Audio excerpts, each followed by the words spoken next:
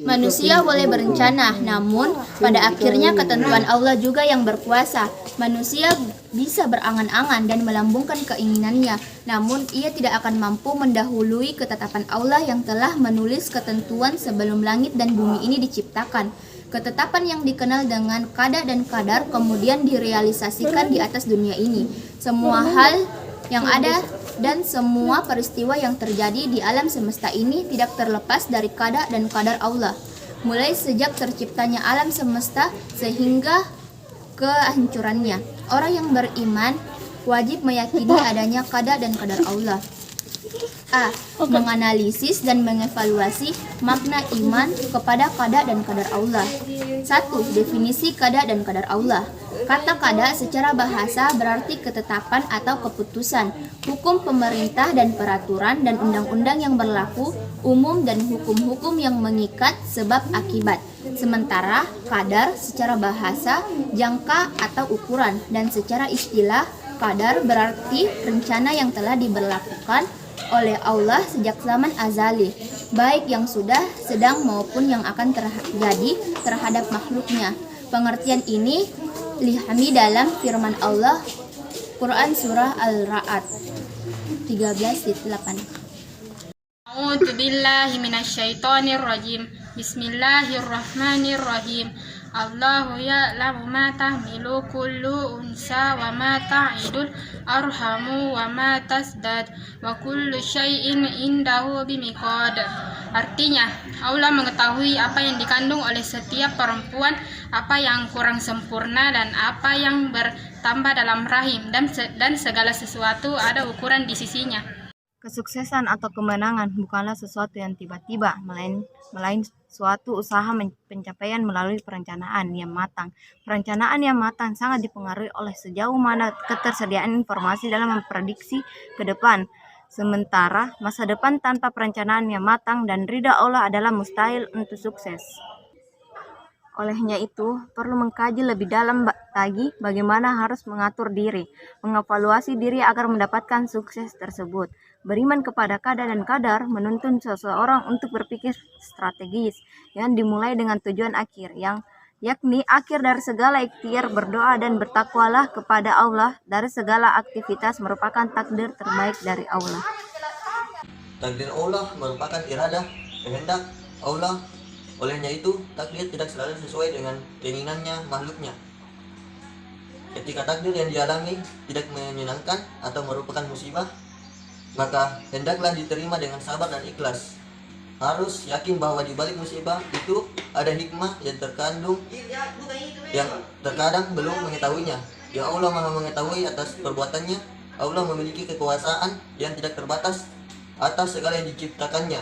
Namun Allah memberikan kebebasan kepada manusia untuk memilih sendiri perbuatannya yang bersifat ikhtiyariyah sebagai ujian baginya. Namun segala sesuatu sudah yang terjadi di jagat raya ini sudah ditentukan oleh Allah sejak zaman azali. Pemberlakuan takdir Allah tersebut ada yang mengikuti sertakan peran makhluknya. Beriman kepada qada dan qadar Allah artinya percaya akan ketentuan Allah yang telah ditetapkan oleh ciptaannya. Jantung, ginjal, dan mata harus tunduk dan bekerja sesuai dengan hukum yang ditentukannya. Manusia tidak dapat membantah atau menawar. Manusia wajib percaya akan qada dan qadar Allah. Walakum min turabin summa min nutfatin summa ja'alakum azwajan wa ma ta'milu min unsa wala tada ulari ilmi wa ma yu'ammaru min mu'mirin wala yunaksu min umrihi ila fi kitabin inna zalika alaihi yasinun. Dan Allah menciptakan kamu dari tanah, kemudian dari mani, kemudian Allah menjadikan kamu berpasangan laki-laki dan perempuan. Tidak ada seorang perempuan pun yang mengandung dan melahirkan, melainkan dengan sepengetahuannya, dan tidak dipanjangkan umur seseorang dan tidak pula dikurangi umurnya, melainkan sudah ditetapkan dalam kitab Lauhul Mahfuz. Allah menciptakan makhluk dengan ukuran bentuk, sifat, dan hukum tertentu. Langit ditentukan dengan ukuran, bentuk, sifat, dan hukum tertentu. Begitulah bumi, hewan, dan tumbuhan. Malaikat, jin, dan manusia semuanya diciptakan dengan ukuran bentuk, sifat, dan hukum tertentu yang telah tercatat di Lauhul Mahfuz. Karena kadar dan kadar makhluk Allah telah tercipta di alam azali sebelum langit dan bumi diciptakan. A'udzu billahi minasyaitonir rajim. Bismillahirrahmanirrahim. An Abdillah ibni Amr ibni radhiyallahu anhu wa sallama yaqulu kataballahu maqadirul khalaiqa qabla an yakhluqaz samawati wal arda bil khamsina alfasanati qala wa arzihi alal ma'in Sadaqallahul azim. Dari Abdullah bin Amr bin Az radhiyallahu anhu bahwa Rasulullah Shallallahu alaihi wasallam bersabda, Allah mencatat seluruh takdir makhluk-makhluknya 50.000 tahun sebelum menciptakan langit dan bumi, dan arsy-Nya Allah ada di atas air. Demikian kandungan Lauhul Mahfuz. Ia adalah buku catatan induk tentang takdir seluruh makhluk sampai hari kiamat. Apa adanya makhluk tersebut, apa yang akan terjadi padanya, dan akan dilakukannya, semua itu sudah tercatat rapi. Pada seperti itulah yang akan terjadi, dan tidak mungkin sesuatu terjadi di luar yang telah digariskan oleh Allah dalam Lauhul Mahfuz. 3 macam-macam takdir Allah, karena itulah dibagi menjadi 2, yaitu A. Takdir muallak, yaitu ketentuan Allah yang mungkin dapat diubah manusia melalui usaha atau ikhtiar. Jika Allah yang mengizinkan, dalam bahasa Arab muallak artinya sesuatu yang digantung atau ditunda.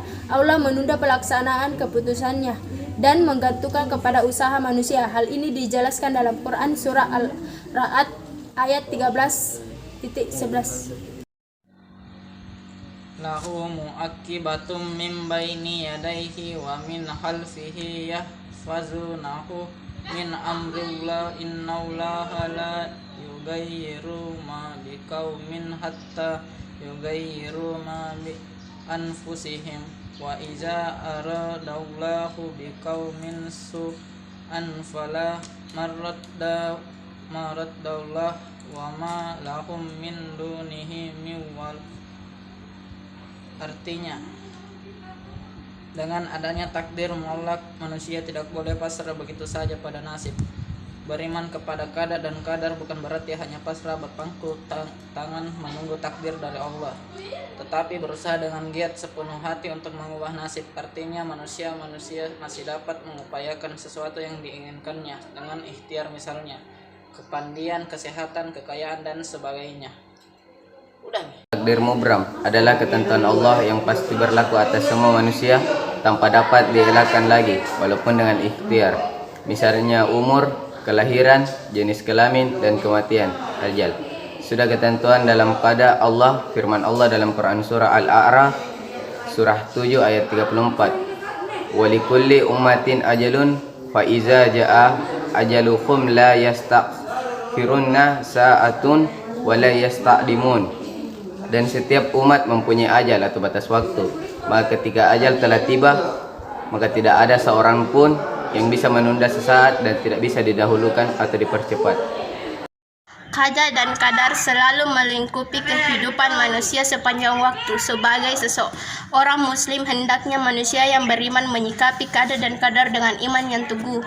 Takdir untuk setiap makhluk sudah ditentukan oleh Allah, dan bagi Allah sangat mudah. Hal ini dijelaskan dalam surah Yasin. Innama amruhu iza aroda syai'an ayyakulu lahu kun fayakun. Artinya, sesungguhnya perkara, kehendak atau urusan Allah, apabila Allah telah menghendaki sesuatu, Dia hanya berkata pada sesuatu jadilah, maka jadilah sesuatu tersebut. Walaupun takdir sudah ditentukan oleh Allah Subhanahu wa taala, maka manusia tidak boleh hanya berpangku tangan menunggu takdirnya. Manusia juga memiliki kewajiban untuk berusaha dan berikhtiar. Manusia tidak boleh takdir menjadi alasan untuk bermalas-malasan. Di dalam hadis riwayat Al-Bukhari dan hadis riwayat Muslim, Abdullah bin Mas'ud tentang harapan penciptaan manusia dan garis takdirnya. A'udzu billahi Bismillahirrahmanirrahim.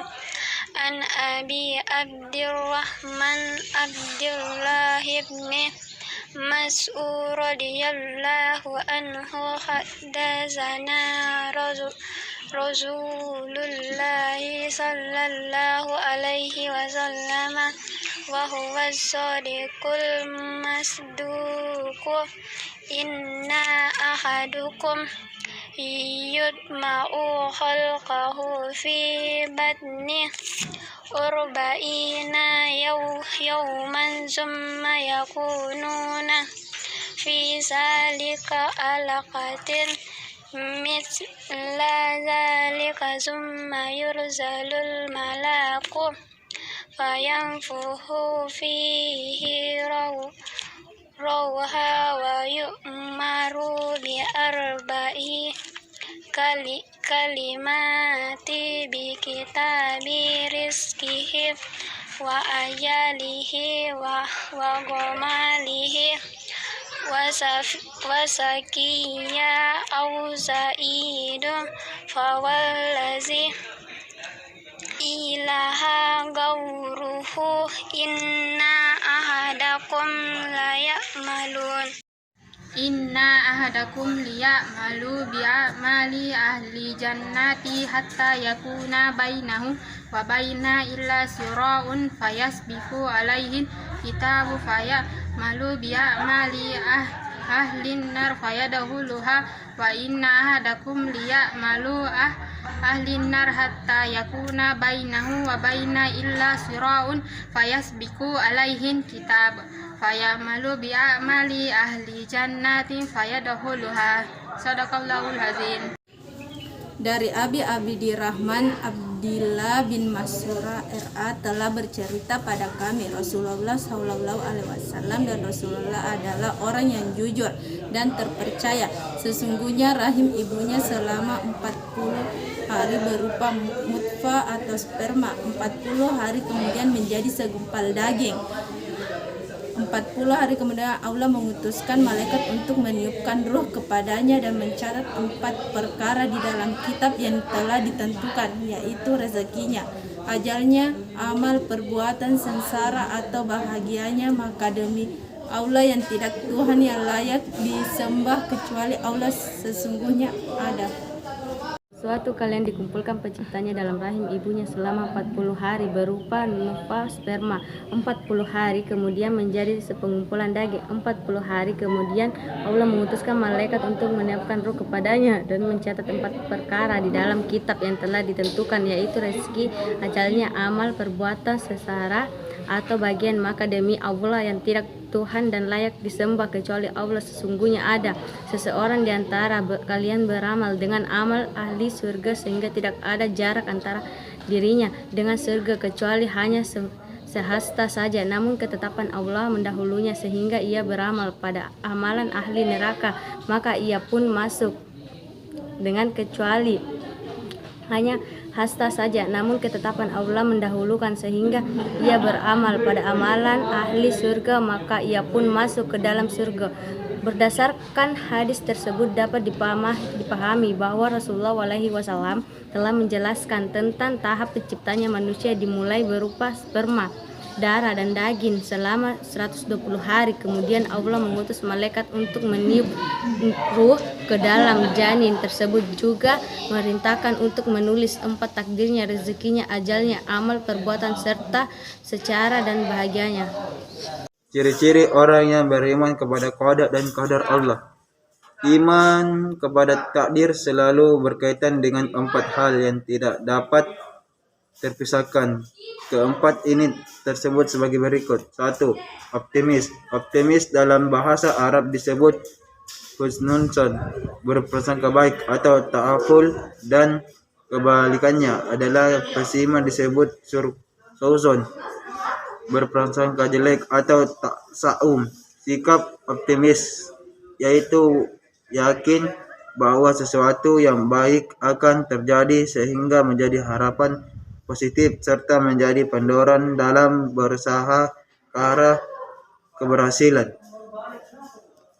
Dari Abi Hurairah berkata, Rasulullah bersabda, Sesungguhnya Allah berfirman, aku bersama prasangka hambaku padaku. Jika prasangka itu baik, maka kebaikan baginya. Dan apabila prasangka jelek, maka kejelekan baginya. Manusia mempunyai kemampuan terbatas sesuai dengan ukuran yang diberikan Allah kepadanya. Di samping itu, manusia berada di bawah hukum-hukum tersebut, kauniyah dan kauliyah. Hanya berbeda dengan makhluk selain manusia. Manusia adalah makhluk yang paling sempurna oleh karenanya ia diberi kemampuan memilih, bahkan pilihannya cukup banyak.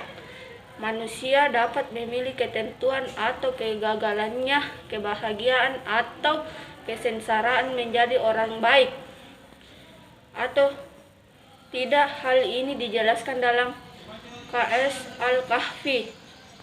An Aba Hurairah qala Rasulullah sallallahu wasallam innallaha alaihi yaqala anna ada sunna abada ya bahwa ahna mahu kullu ahakmi rabbukum faman sya afayyum wa masya alfal yufur. Dan artinya, dan katakanlah Muhammad, kebenaran datangnya dari Allah. Barang siapa yang menghendaki beriman, maka hendaklah beriman, dan barang siapa yang menghendaki kafir, maka kafirlah. Namun perlu diingat bahwa semua pilihan manusia itu kelak akan dipertanggungjawabkan terhadap pilihannya tersebut. Secara bahasa adalah pilihan dan secara istilah adalah bersungguh cita. Dalam berikhtiar, manusia tidak perlu memikirkan tentang takdir yang akan berlaku pada dirinya, karena setiap orang tidak akan mungkin mengetahui akan nasibnya di akan datang. Hal yang terpenting berikhtiar sekuat tenaga walaupun manusia mengalami kegagalan. Hal ini menunjukkan bahwa Allah Maha berkehendak dan Allah tidak akan menyia-nyiakan usaha manusia dan akan melakukan kebaikan amal tanpa menunda-menunda. Perhatian sabda Rasulullah. Doa adalah ikhtiar batin yang besar pengaruhnya bagi manusia. Yang meyakini hal ini karena doa merupakan bagian dari motivasi intrinsik bagi yang meyakini doa akan memberikan energi dalam menjalani ikhtiarnya. Karena Allah telah berjanji untuk memberikan permohonan orang yang bersungguh-sungguh berdoa. Firman Allah Quran Surah Al-Baqarah ayat 286 yang berbunyi Tawakal. Setelah meyakini dan mengimani takdir, kemudian dibarengi dengan berikhtiar dan berdoa, maka tibalah manusia mengambil sikap tawakal. Tawakal adalah menyerahkan diri kepada Allah. Segala urusan dan hasil ikhtiar hanya dipastikan kepada Allah. Yang ditawakal kepada Allah adalah menempuh dan melakukan usaha dan bermohon bantuan kepada Allah, serta ridho aslinya. Tawakal adalah kesungguhan hati dalam bersandar kepada Allah untuk mendapatkan keselamatan serta mencegah bahaya baik keselamatan dunia maupun akhirat. Dan firman Allah dalam Quran Surah At-Talaq ayat 2-3 yaitu Bismillahirrahmanirrahim. Wa may yattaqillahu taj'alallahu mahraja wa yarzuquhu min haitsu la yahtasib. Wa may yatawakkal 'alallahi fahuwa hasbuh. Innallaha balighun amrihi qad ja'alallahu likulli syai'in qadara. Dan barang siapa yang bertakwa kepada Allah, niscaya dia akan dijadikan jalan keluar baginya, dan Allah akan memberikan rezeki dengan tidak disangka-sangka. Dan barang siapa yang bertakwa kepada Allah, niscaya Allah akan mencukupkan seperlunya. Sesungguhnya Allah menjadikan kadar ketentuan atas segala sesuatu.